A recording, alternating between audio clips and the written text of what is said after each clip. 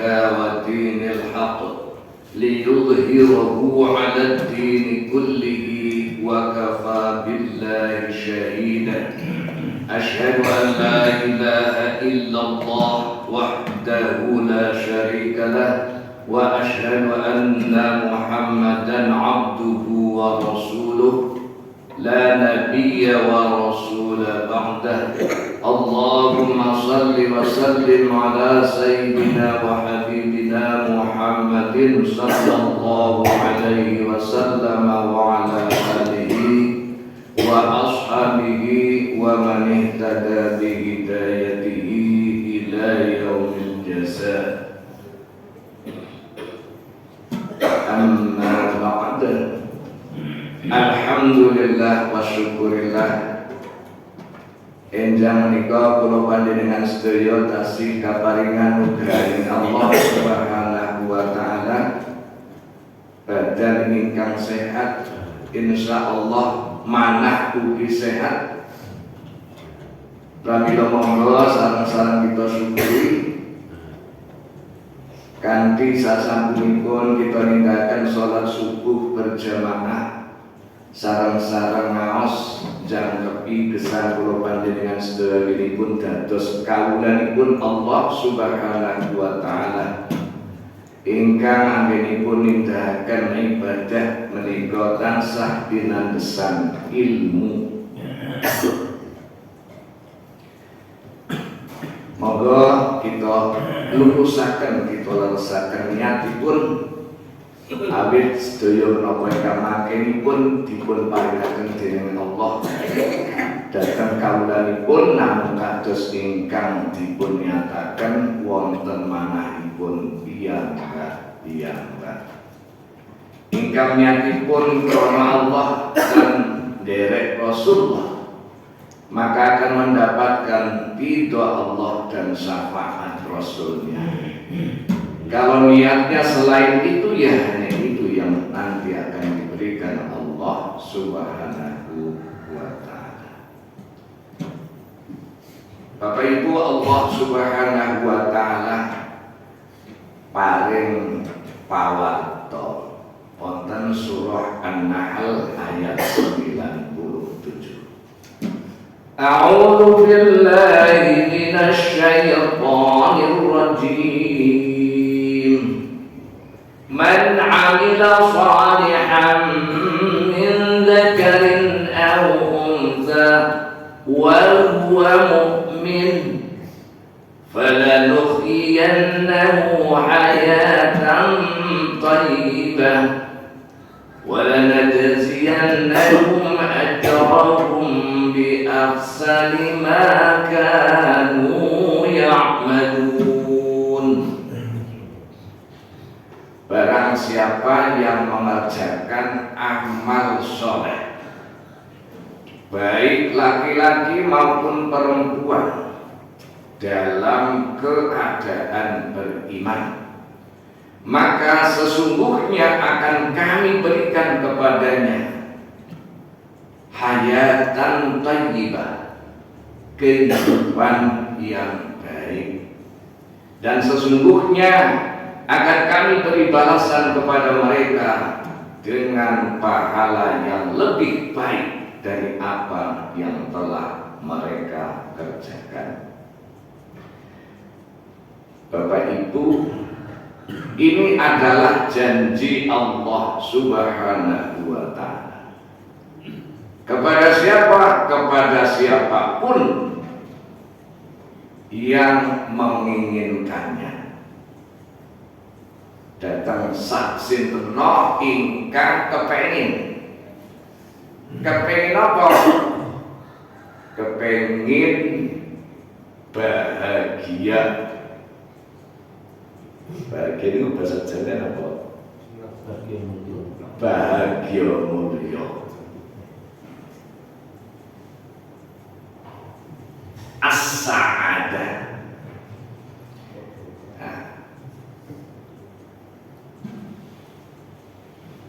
Dalam ayat ini disebut dengan hayatan thayyibah.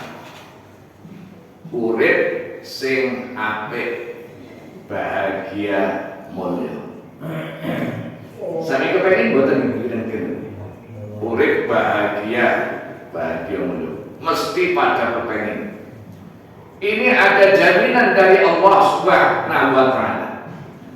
Yang kalau Allah berjanji tidak mungkin janjinya hanya omong-omong. Janjinya Allah pasti.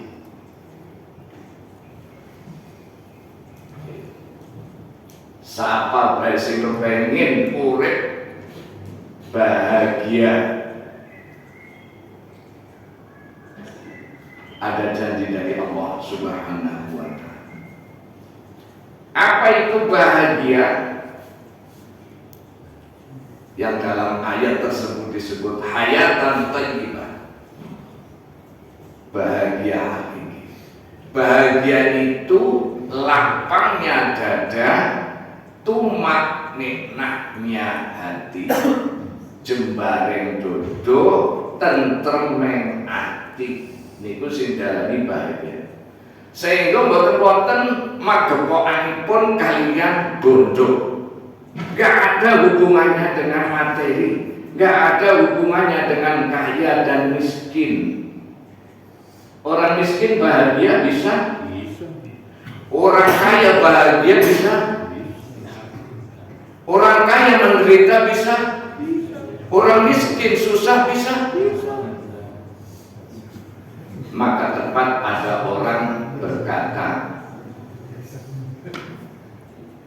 numpak Mercy merbes mili, nyunggi gentong uro. Ya sampai beli numpak Mercy merbes mili, nopo nyunggi gentong uro. Numpak Mercy uro. Sakit nama boten bisa. Siapa yang jamin? Allah Subhanahu wa Ta'ala. Kalau Allah menjamin, itu bukan jaminan yang hanya omong-omong. Pidatonya menggelegar, tapi nyatanya bubar. Tapi ada syaratnya. Syaratnya apa? Man amila sholihan wa huwa mu'min.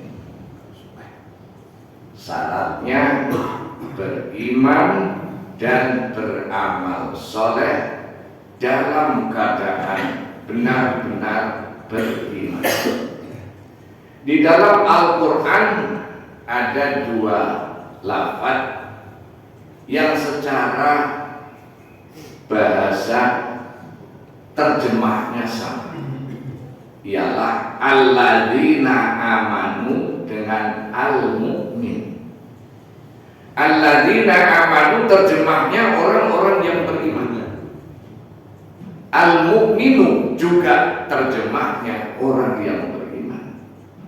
Profesor Quraisy menjelaskan antara kalau Allah mendika dengan alladzina amanu dengan kalau Allah mendika al-mu'min. Beda. Kalau Allah mendika dengan alladzina amanu, orang-orang yang beriman, itu artinya semua, baik yang imannya baru separuh, sepertiga, artinya belum kuat, belum mantap.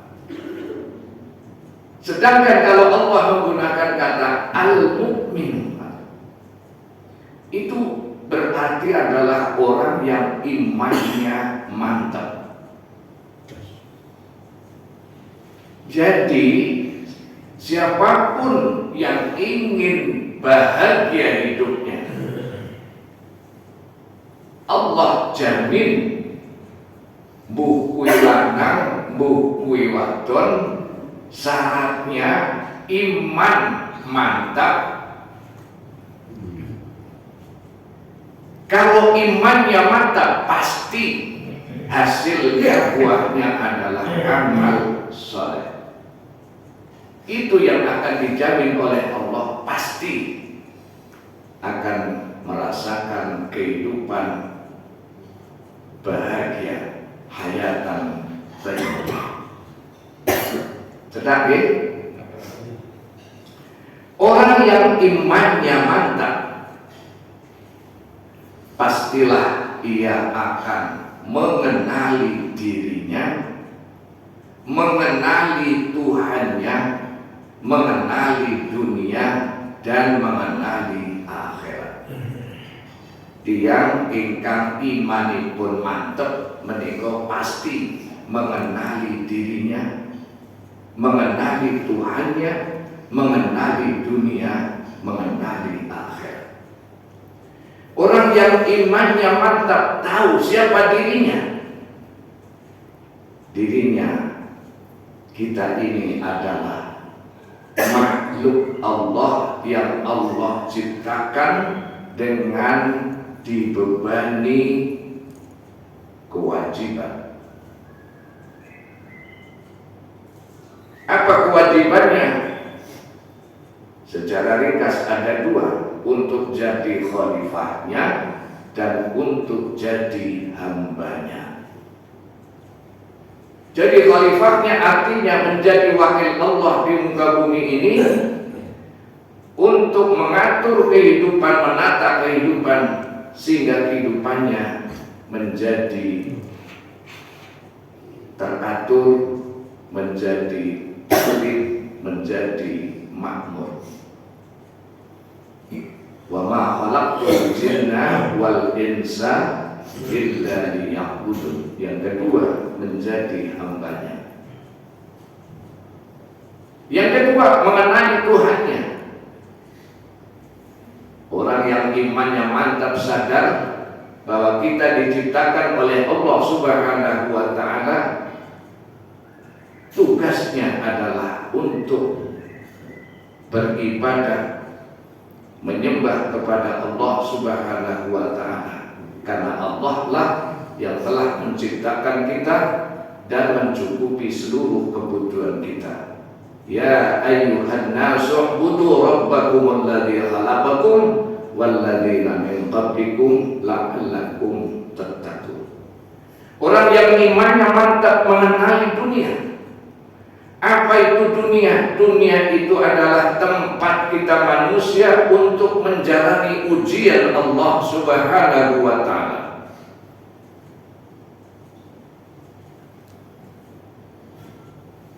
Wa nabluukum bisyarri wal khairi fitnah. Kami akan benar-benar terus-menerus menguji kalian. Kadang ujian yang manis berupa anugerah, senang. Kadang ujiannya berupa pahit. Itu yang disebut musibah, sesuatu yang tidak kita sukai. Sampai kapan? Selama kita masih ingin hidup di dunia. Cepat. Dan jangan lupa kita di dunia ini bukan untuk selamanya. Maka jangan sampai lengah. Maka saat Adam dan Hawa turun dari surga selesai mengikuti PKL, Allah sudah mengingatkan walakum fil ardi mustaqarru wa mata'un ila hin. Kamu nanti di muka bumi ada tempat kau hidup, ada senang, tetapi tempat hidup dan senang kamu di muka bumi hanya dalam batas waktu yang tertentu. Mengenai akhirat, apa itu akhirat? Akhirat adalah tempat kita nanti akan kembali dan di sana untuk selama-lamanya. Di akhirat nanti kita baru saja akan mendapatkan balasan yang sempurna, yang seadil-adilnya. Wa innama tuwaffawna ujurakum yaumal qiyamah. Maka sadarilah kamu di dunia belum tempatnya, bukan tempatnya, belum waktunya kalian mendapatkan balasan yang adil. Maka gak usah heran korupsi 250 triliun hukumannya nyolong sepeda kebuki ngantek bapak belur, tuntutannya ya itu di dunia. Ngaten nggih? Cedak. Maka orang yang imannya mantap pasti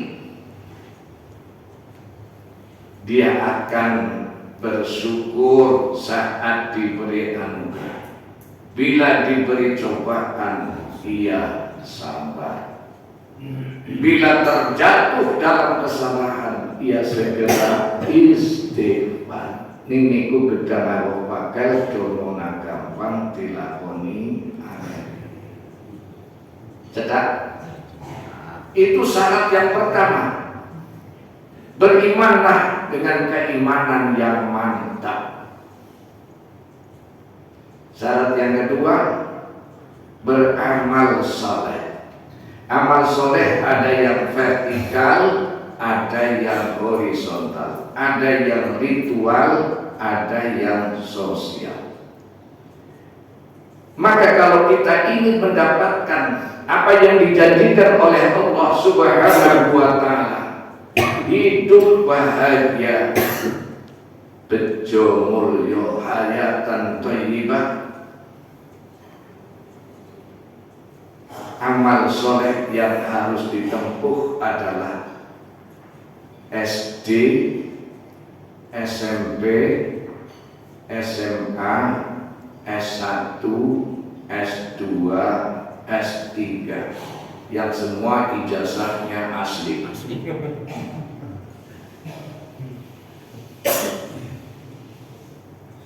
Sakit buatan itu, sakit buatan. Amal soleh yang harus ditempuh sesudah mantap keimanannya untuk meraih kehidupan hayatan thayyibah, bahagia dunia akhirat, bahagia hakiki, adalah SD, SMP, SMA, S1, S2, dan S3.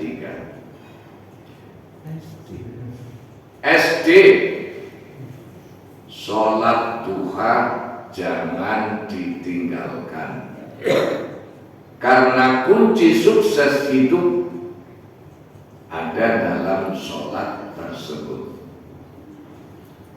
Dasarnya apa? Dalam kitab Sahih, ya, kitab hadis Sahih Bukhari nomor 1107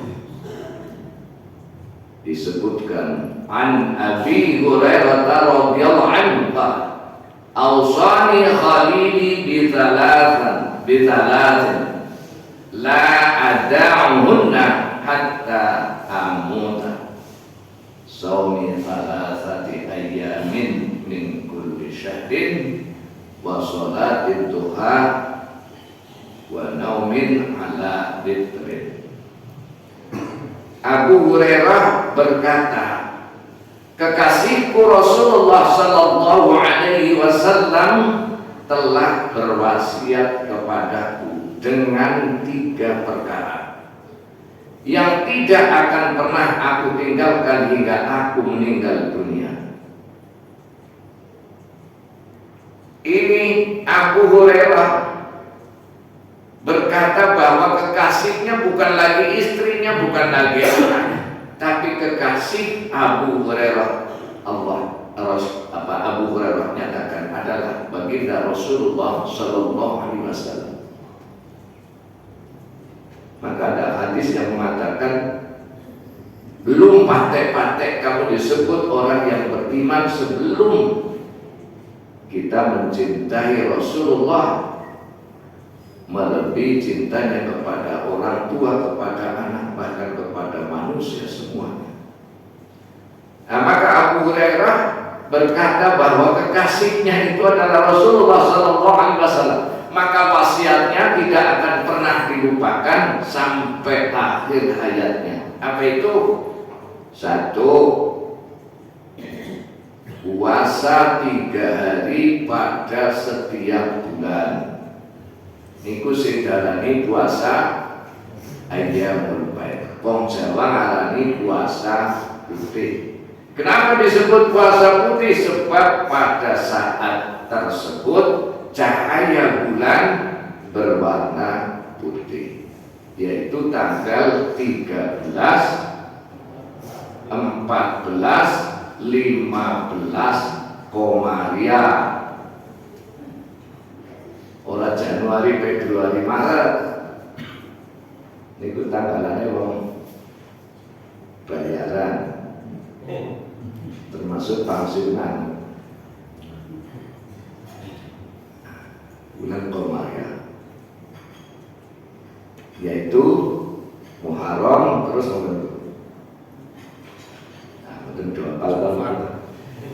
Muharram, Safar, tentang Safar ini, Safar, terus Rabiul Awal, Rabiul Akhir, Jumadil Ula, Jumadil Tsani, Rajab, Sya'ban, Ramadan, Syawal, Dzulqa'dah, Dzulhijjah. Niki pun bulan apa nih? Syawal. SD sholat duha jangan ditinggalkan.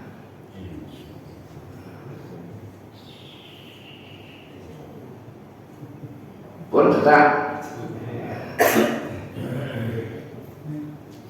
Hadis berikutnya ini terjemah itu.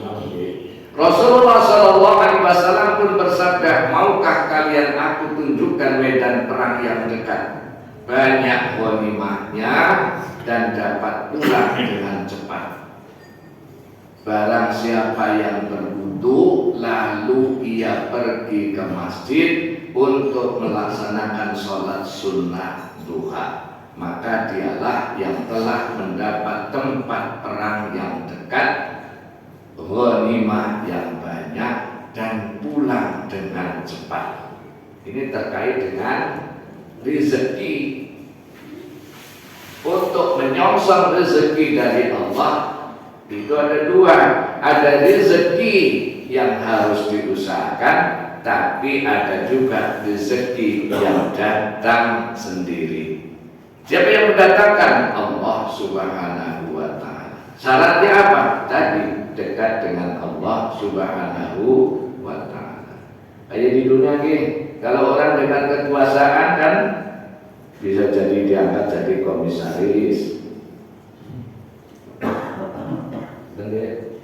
Gajinya sedikit apa gede dulu? Gede gajinya, sedikit gajiannya.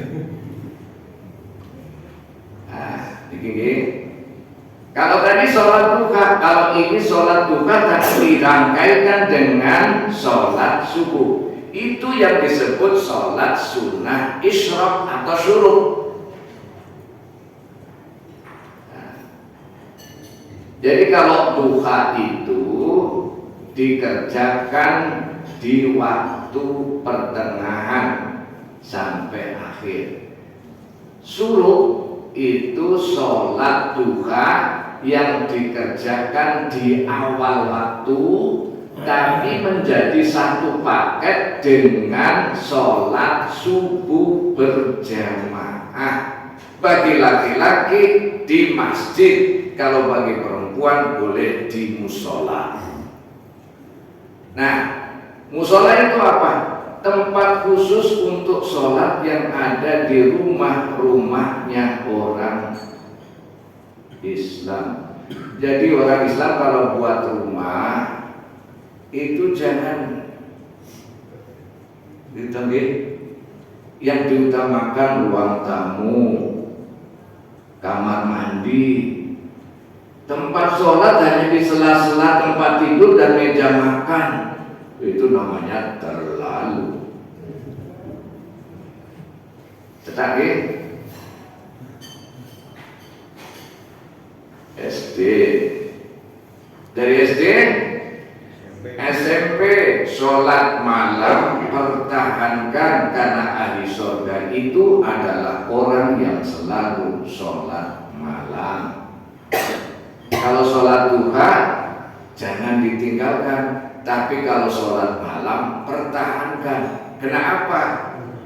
Nah, kata Nabi, sholat malam itu hendaklah sedapat mungkin terus dilakukan saben malam walaupun hanya 1 rakaat.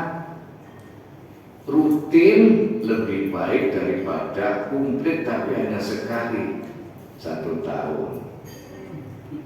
Allah berfirman dalam surah Al-Isra ayat 79. A'udzu billahi minasyaitonir rajim. Wa minal laili fatahajjad bihi nafilatan laka 'asa an yab'atsaka rabbuka maqaman mahmuda. Dan pada sebagian malam hari sembahyang, sholatlah, tahajudlah kamu sebagai suatu ibadah tambahan bagimu. Mudah-mudahan Tuhan mengangkat kamu ke tempat yang terpuji.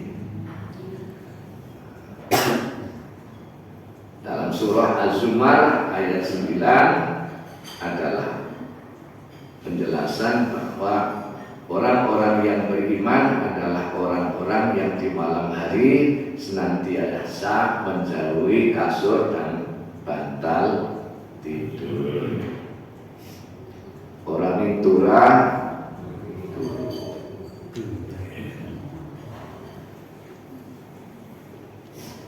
Abdullah bin Abu Qais berkata, Aisyah radhiyallahu anha berkata, la tada' qiyam al-lail fa inna Rasulullah sallallahu alaihi wasallam kana la yad'uhu wa kana idza marida aw kasila shalla qa'idan. Janganlah kamu meninggalkan sholat malam atau qiyamul lail karena Rasulullah sallallahu alaihi wasallam tidak pernah meninggalkannya, bahkan apabila beliau sedang sakit atau kepayahan, kecapean, beliau sholat dengan duduk. Jadi sholat sunnah termasuk sholat malam Nabi kerjakan ketika capek, ketika sakit dengan duduk. Bahkan sekalipun mampu berdiri, sholat sunnah termasuk sholat malam boleh dikerjakan dengan duduk, tapi pahalanya hanya diberikan 50%.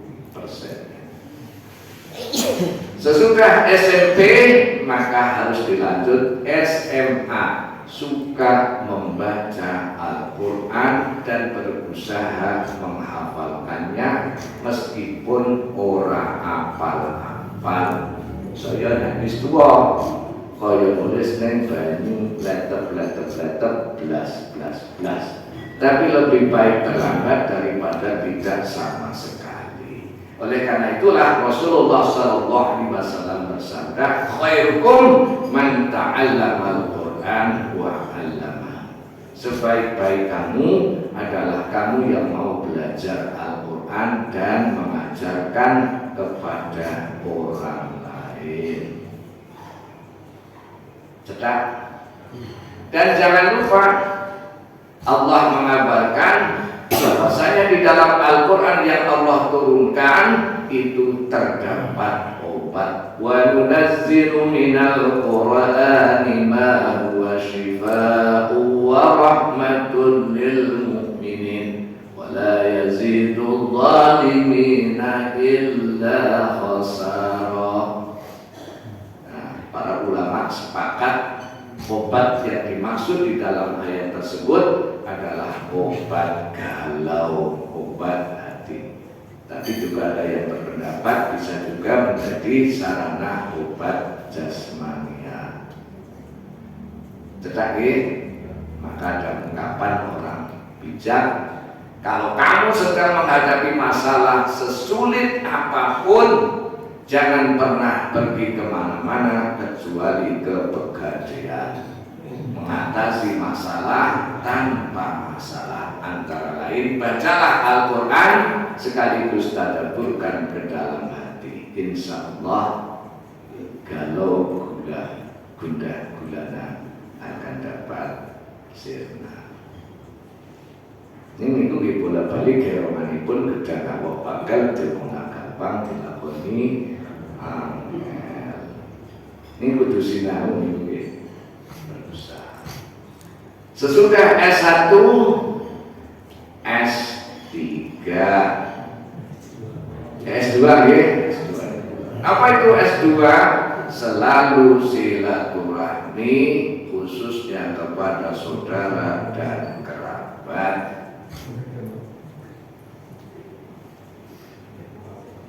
Ya ayyuhan nasu taqu rabbakumul ladzi khalaqakum min nafsin wahidatin wa khalaqa minha zawjaha wa batha minhuma rijalan katsiran wa nisaa. Rijalan katsiran wa nisaa wattaqullaha alladzi tasaaluna bihi wal arham innallaha kana 'alaikum raqiba. Silaturahmi.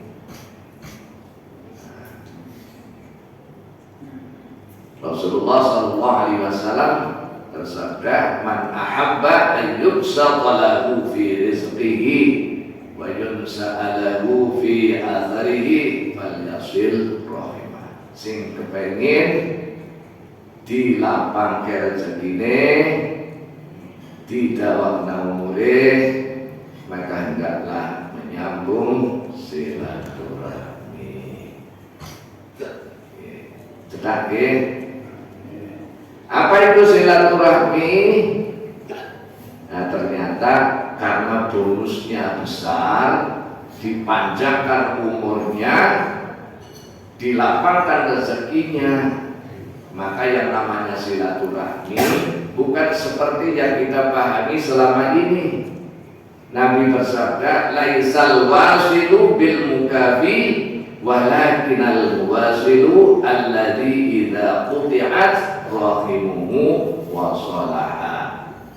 Orang yang menyambung silaturahmi bukanlah orang yang memenuhi kebutuhan, akan tetapi orang yang menyambung silaturahmi adalah orang yang menyambungnya kembali ketika tali silaturahmi itu sempat terputus.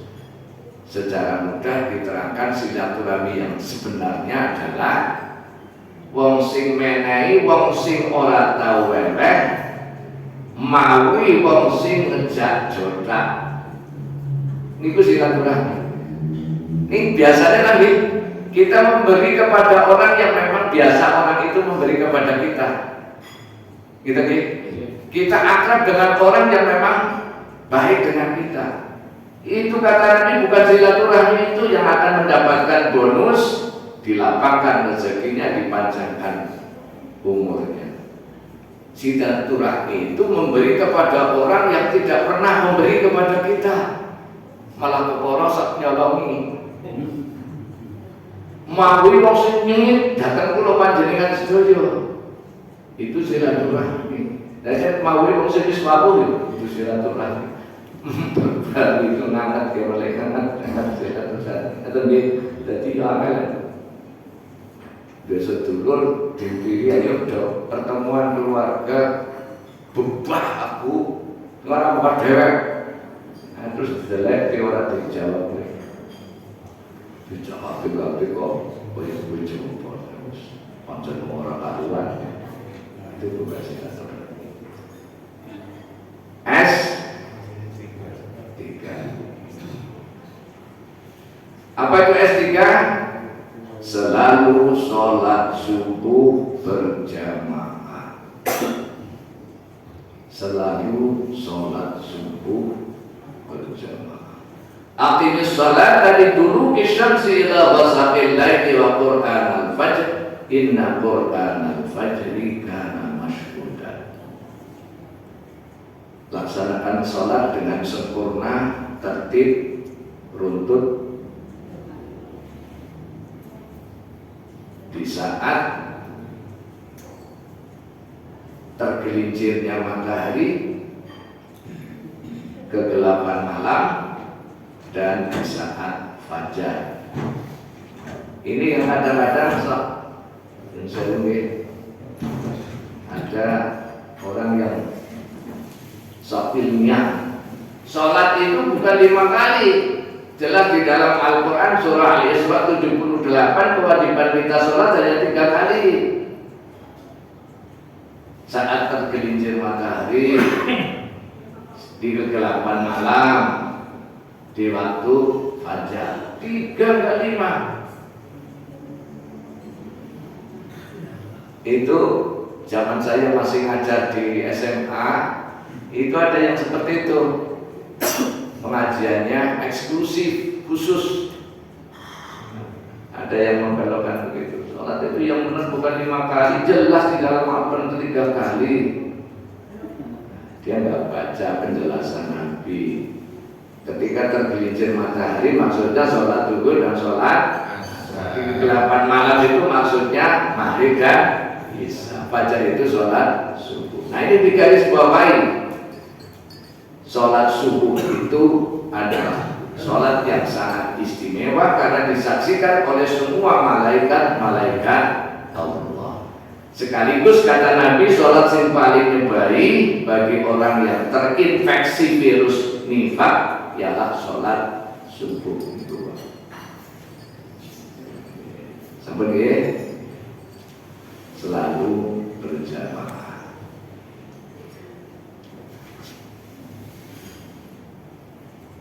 Dalam kitab hadis Sahih Bukhari 617 Rasulullah Shallallahu Alaihi Wasallam bersabda, tidak ada sholat yang lebih berat bagi orang-orang munafik kata Nabi kecuali sholat subuh dan sholat isya.